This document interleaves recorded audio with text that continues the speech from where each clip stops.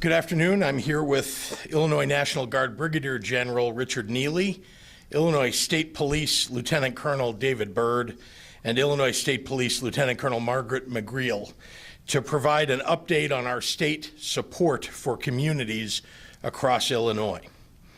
Yesterday into today, 375 members of the Illinois National Guard joined local law enforcement in Chicago to assist with street closures. We implemented stringent parameters on their mission and use of force, including no interference with peaceful protesters expressing their First Amendment rights. Since that deployment, we have received additional reports of escalating situations and requests for assistance from communities around the state. We have now called up an additional 250 members of the Illinois National Guard to be ready to assist other cities across the state that have faced a surge of destructive action, notably looting, over the last 24 hours. Again, our role is to support the response led by local law enforcement and municipalities. We are working with local leaders and law enforcement to meet their requests for assistance to the greatest extent possible. An additional 300 Illinois State Police troopers are also coming online today into tonight to help keep our communities outside Chicago safe, with a focus on preventative measures and supporting local law enforcement where departments are running thin. The State Emergency Operations Center in Springfield is monitoring requests from local governments and around the state.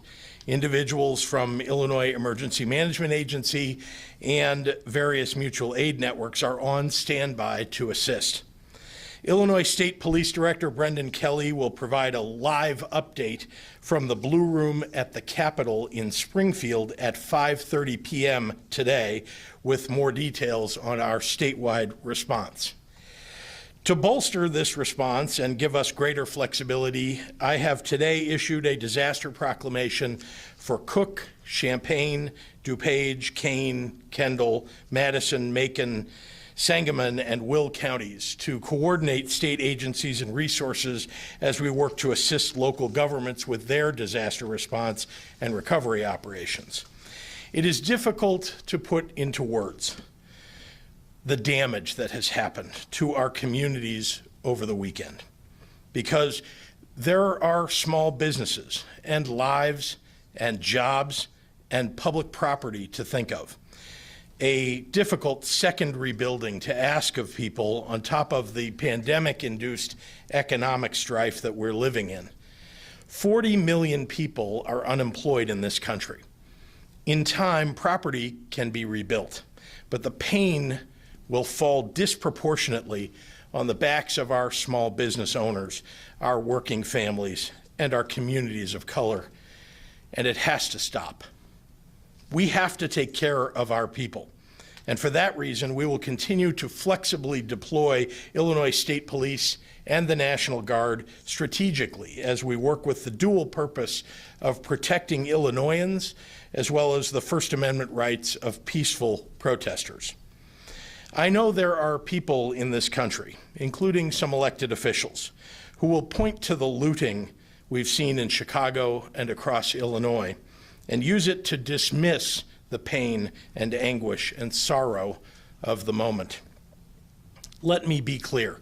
We cannot allow those who have taken advantage of this moment to loot and smash, to also steal the voices of those expressing a need for real, meaningful change. That will not be our story here in Illinois, because this anger doesn't come out of nowhere. It's born of decades and centuries of systemic racism and injustice. The White House might fan the flames, but the fear that of what happened to George Floyd could happen to you or to your son or daughter is woven deeply into the fabric of what it means to be Black in America. And that's what all of us have to recognize. That's where our work begins. And with that, I'd like to turn it over to Brigadier General Richard Neely for some remarks. General. Thank you, Governor. Good afternoon. It is a somber day as the National Guard gets called forward again for additional support. As I've spoken with the Governor many times, this is the mission that we as the National Guard is most distasteful, is where we have to come in and support law enforcement, ensuring the security of our communities and our state. But that is our call. When the state asks for us, we come forward.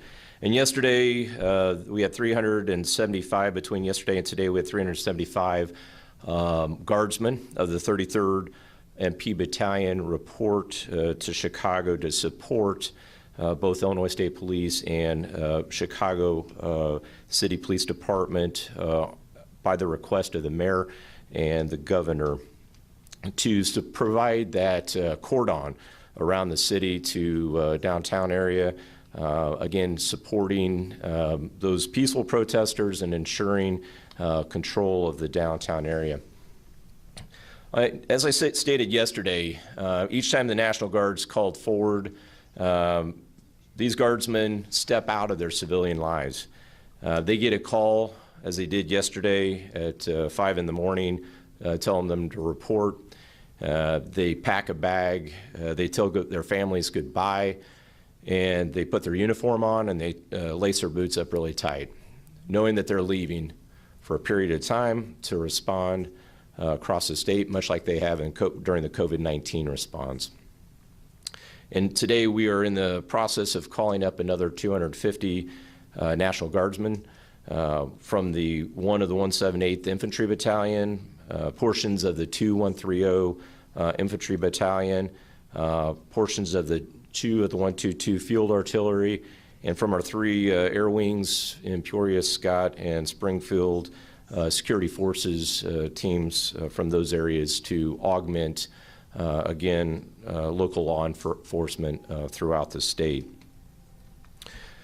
2 of those units, the 1 of the 178 Infantry Battalion and the 2 of the 130, should sound very familiar, as these units, one just had a majority of that unit deploy overseas to Afghanistan, and the other just recently returned. The 1 of the 178 Infantry Battalion here in the Chicagoland area has a proud heritage and lineage back to the 8th Regiment, back being the first African-American battalion in the military. And it's that unit that will respond to its local area, to its neighbors, to keep the peace in our community.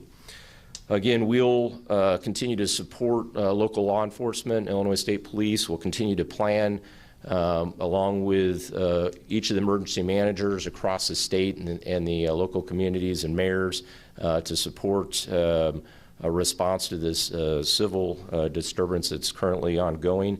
And I'd echo the governor's call for peace. Peace across our state as each of our communities continue to try to rebuild from COVID-19 and now are dealing with this particular situation. So with that, I'll be followed by Lieutenant Colonel Byrd with the State Police. Thank you.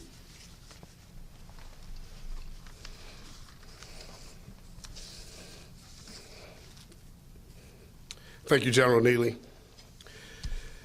Good afternoon. I'm Lieutenant Colonel David Byrd, Assistant Deputy Director of the Illinois State Police. The actions that contribute to the death of Mr. George Floyd is against the values of integrity, service, and pride that the men and the women of the Illinois State Police hold so dearly. On a personal note, I would like to say that as a black man, that the tragic death and total disregard for life in regard to Mr. George Floyd has hurt me extremely. As a law enforcement officer, I am ashamed that this type of lawful act that occurred on that day towards Mr. George Floyd by one of a law enforcement officer a profession that I hold dearly, has also hurt me extremely. The ISP supports the peaceful protests that are occurring across the nation and across the state of Illinois from members of our communities who want their voices heard. We're also committed to protecting the fundamental rights of life and property. Over the course of the past few days, the ISP has been working in conjunction with the Chicago Police Department, Illinois Law Enforcement Alarm System, ILEAS, the Illinois National Guard, and the Illinois Department of Transportation, IDOT, to ensure that the safety of the public is a first priority.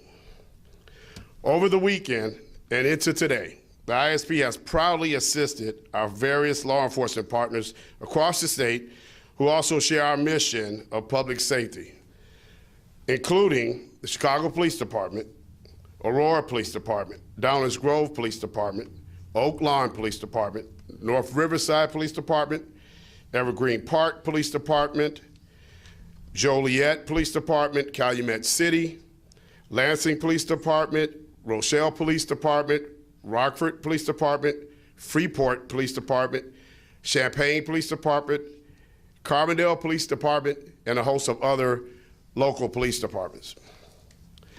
We remain committed to ensuring the lives and the rights of Illinoisans are protected, and due to this, the ISP will be bringing in additional officers from outside the ISP divisions of patrol from our various other divisions, including Division of Justice Services, Division of Criminal Investigation, Division of Forensic Services, and the Division of Internal Investigation, to name a few, to support this mission.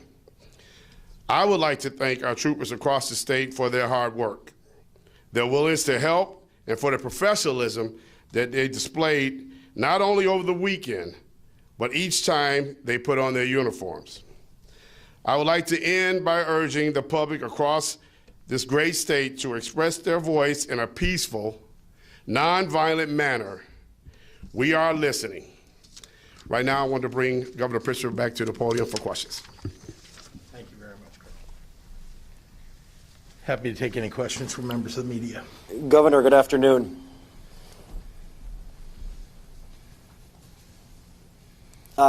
This morning, President Trump got on a conference call with governors. He had choice words, calling governors weak, saying that they need to be much tougher, that states are being overridden, and you're making yourself look like fools. Much has been made this morning that he said to governors that you have to dominate. First of all, what was your takeaway from that conversation, and what was your interpretation of when the president said you have to dominate?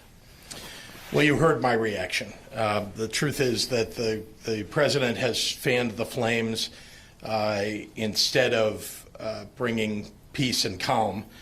It is usually the job of the president to stand up in these circumstances and try to bring down the temperature. That's not what this president does. And so I felt, after many minutes on that call, I think we were on that call for 40 minutes hearing him express what I found to be inflammatory rhetoric. And then I heard other governors get on and not call it out. And so I spoke out and felt that was my obligation. I wish that the president would hold his words. I wish he would, if he can't say something that is going to help us across the nation to bring the temperature down, then he shouldn't say anything at all. Yesterday, you approved the National Guard in Chicago in a limited role, as you have discussed. What is it going to take? You've seen the images of looting, not only in the city, but in neighborhoods around Chicago. What is it going to take for the National Guard's role to be enhanced?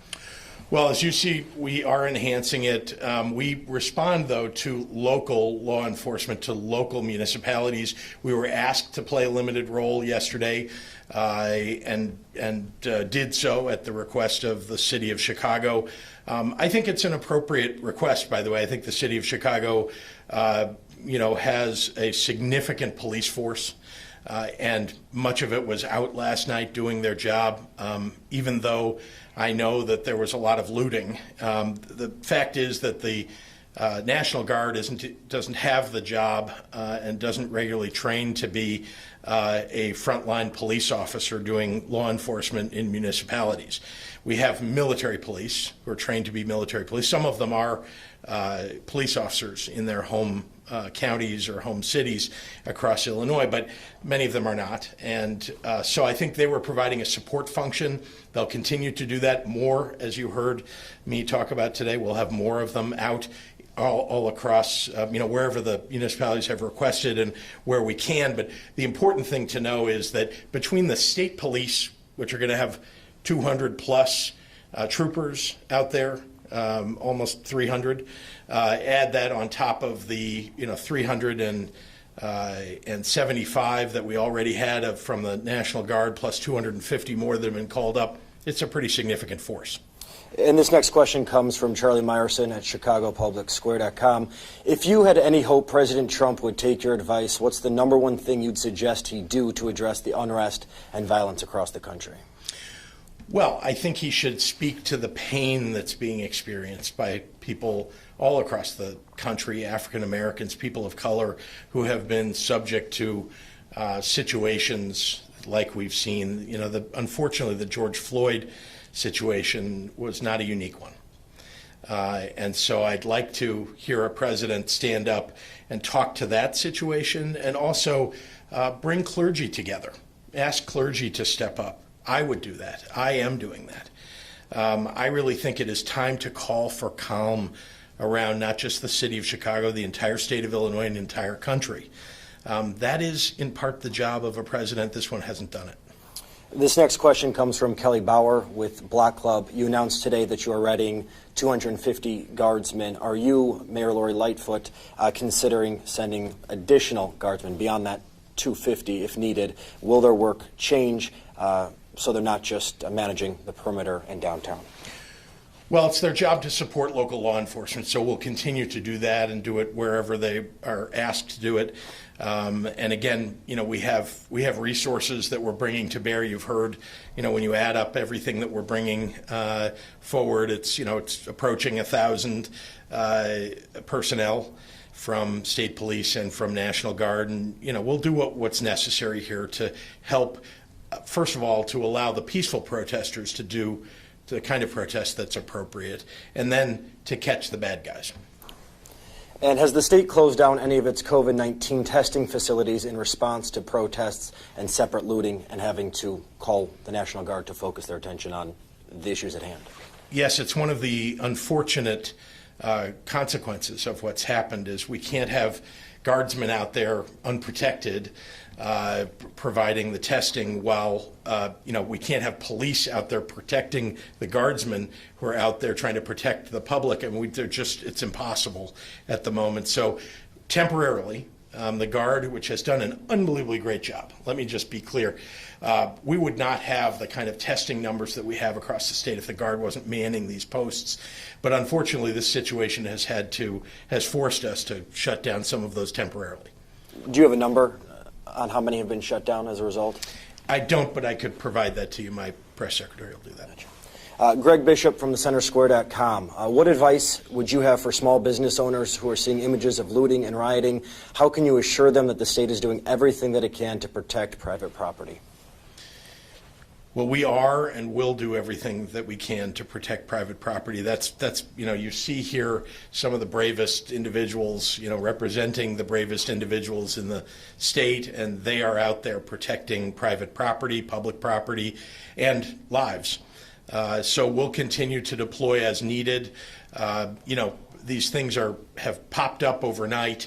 Unexpectedly in some other areas outside of the city of Chicago, and then outside of even the center of the city of Chicago. And so we're being responsive as municipalities have asked us to step in. But it's not our job to go in and take over for local law enforcement. Our job is to go help them deliver their mission locally. Some have questioned, though, after seeing images yesterday on the south, on the west side, that where at times there were stretches where there was no presence of local law enforcement, and are calling into question, is everything being done possible? Well, again, local law enforcement have strategies. The city of Chicago and the Chicago Police Department, as you know, managing the NATO protests and other protests historically, has the capability to manage this. They're the ones who set the mission here. But I must say that our Illinois State Police, which really was responding on an emergency basis to situations around the state, brought down the temperature in places. They managed to, dispel disperse the people who were, in Aurora, that were surrounding a police department in Aurora, police headquarters. And so, we're doing as we are asked by local law enforcement, and the Chicago PD has this capability. Tony Arnold with WBEZ. Not counting the Bulls championship, the Illinois National Guard hasn't been utilized for civil unrest within the United States since the Kent State shooting and the protest of the Vietnam War. Given the gravity of that time, what does the significance of this movement mean to you as you prepare to deploy the Guard under these current circumstances? Well, we live in some extraordinary and difficult moments now. During my lifetime, I have not seen this. I was very young in 1968. What I can say is that this has something to do about leadership in the nation. When you don't have national leaders who are bringing down the temperature in situations like this, it tends to fan the flames. Look at the words that the president has put out on Twitter. Look at the words that he says. He talks about total domination. I don't want to dominate peaceful protesters who have legitimate grievances. I do want us to put down the situations of people destroying property or violent behavior. And so I just, to me, this is extraordinarily unusual. And having said that, we will meet the challenge. And we have the capability to meet the challenge. The people of Illinois have the capability. And again, I would ask for people to step up and call for calm and peace in our streets. It is time really for people all across our state, and particularly for our faith leaders, to step up and remind us who we are. I am doing it every day, but I think it's very important coming from the various faiths that are represented across the state. This comes from Jim Leach with WMAY. I think you touched on this with the announcement of your disaster proclamation and the counties that are touched. But have you asked for or given any consideration to mobilizing the National Guard for downstate communities that have been hit by concerns about protests turning violent? We are being responsive to those municipalities and communities, as I mentioned earlier. Charlie, we'll do one more with you, and then I've got a few online.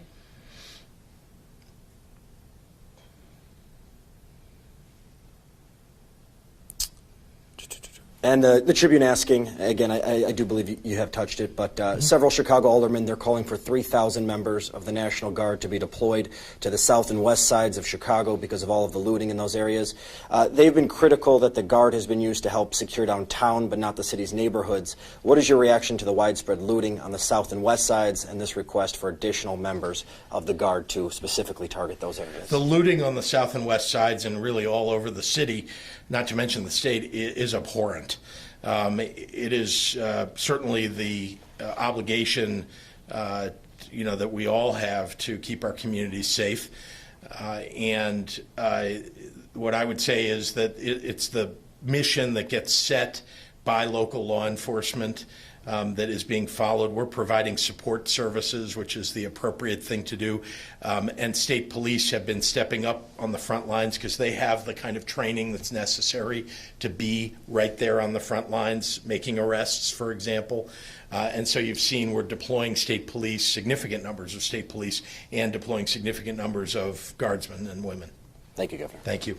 Jake Griffin at the Daily Herald. Some child care facilities were set to reopen until 11th hour guidelines from DCFS requiring stricter staffing than in phase 2 and forced them to remain closed. Why did the state enact stricter child care guidelines, and are you opening to re-examining these? we always want to make sure that we're providing childcare, especially for everybody that's going back to work.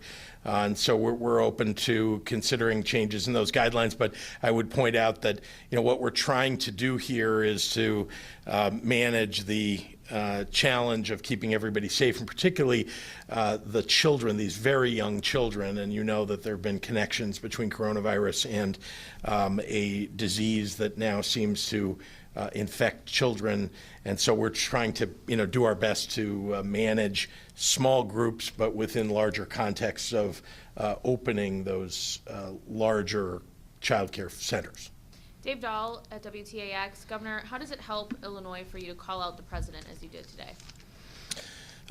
Well, I think there are two things. One is I think we have to express our values. I think those are what I said is an expression of the values of the people of the state of Illinois.